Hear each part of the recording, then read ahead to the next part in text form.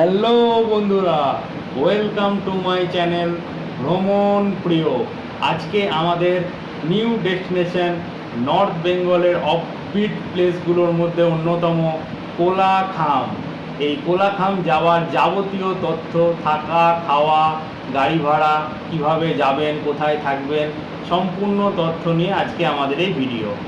আপনি সকাল সকাল যদি শিলিগুড়ি বা এনজিপি স্টেশনে নামেন, সেখান থেকে আপনাকে গাড়ি রিজার্ভ করে এই কোলাখাম যেতে হবে।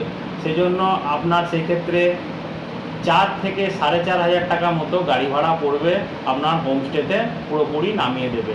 শিলিগুড়ি থেকে কোলাখামের ডিস্টেন্স প্রায় 105 কিলোমিটার, আর যেতে আপনার সময় লাগবে প্রায় 3.5 ঘন্টা।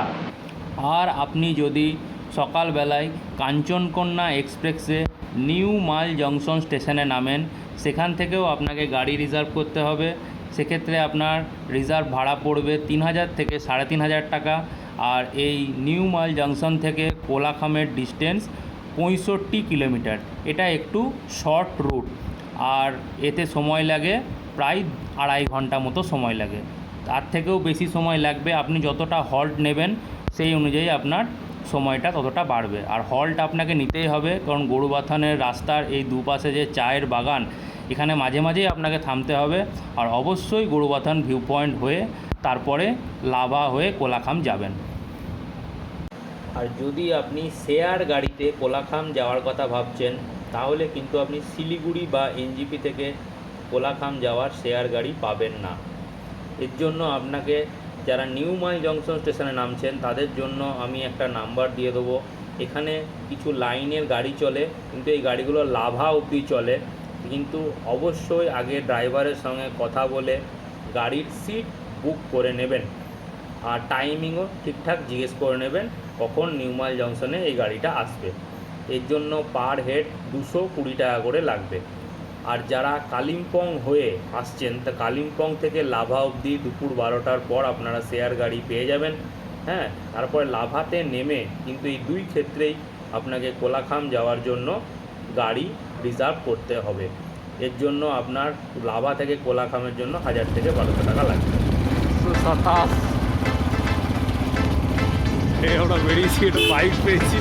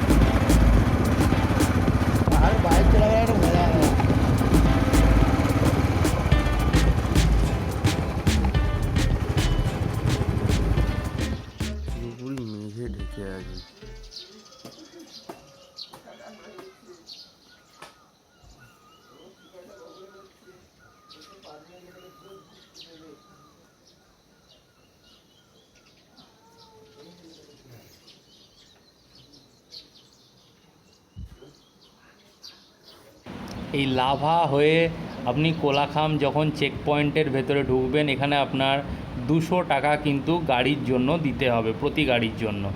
তারপরেই আপনি দেখতে পাবেন কোলাখামের অপরূপ যে সৌন্দর্য, চারিদিকে বন জঙ্গলে, মনে হবে যেন আপনি জঙ্গলের ভেতর দিয়ে হেঁটে যাচ্ছেন।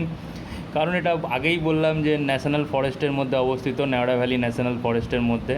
আর এই কোলাখাম আসার পর আপনি কোলাখামের মধ্যে প্রচুর হোমস্টে পেয়ে যাবেন।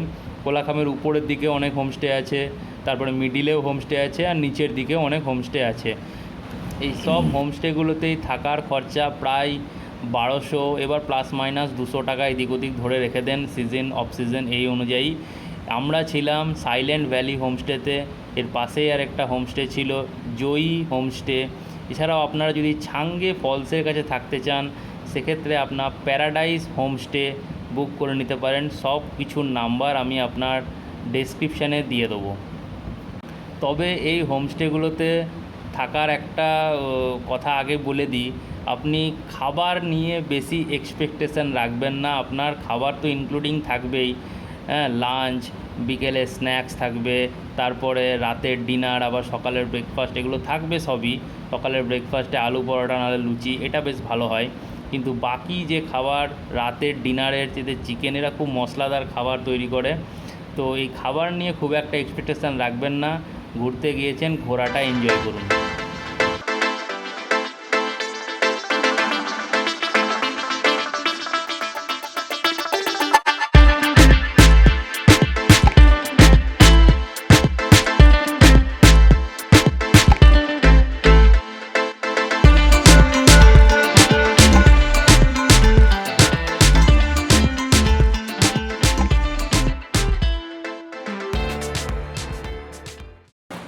আর তার পরের দিনই সকাল সকাল আপনারা বেরিয়ে পড়ুন ছাঙ্গে ফলসের দিকে। আগের দিন রাতের মধ্যেই গাড়ি বলে রাখুন, এক্ষেত্রে আপনার গাড়ি ভাড়া পড়বে 600 থেকে 800 টাকার মতো।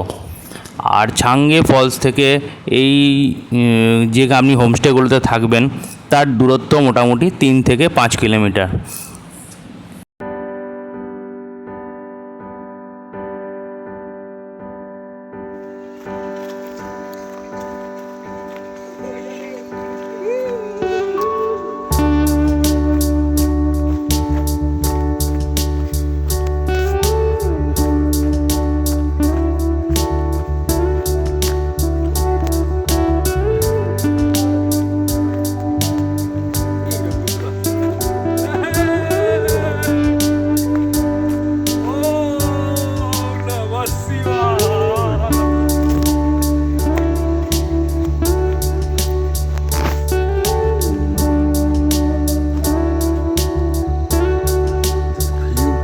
চারিদিকে মেঘ বেড়াচ্ছে।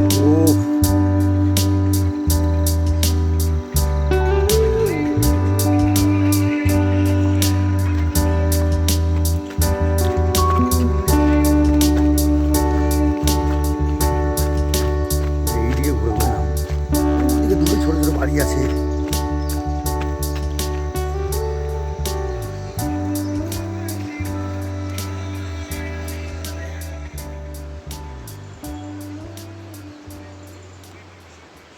এই ছাঙ্গে ফলস যাওয়ার জন্য এই রকম রাস্তা করা আছে, প্রায় 1 কিলোমিটার রাস্তা। এরকম করে আপনাদের পেরিয়ে ছাঙ্গে ফলস পৌঁছাতে হবে। নামার সময় খুব ভালো লাগবে, কিন্তু ওঠার সময় একটু ধীরে সুস্থে উঠবেন, আর পারলে জল ক্যারি করবেন।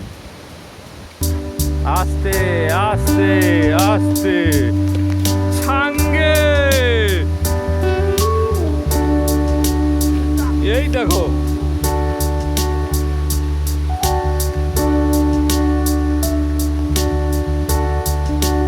ওই যে ওরা আসছে।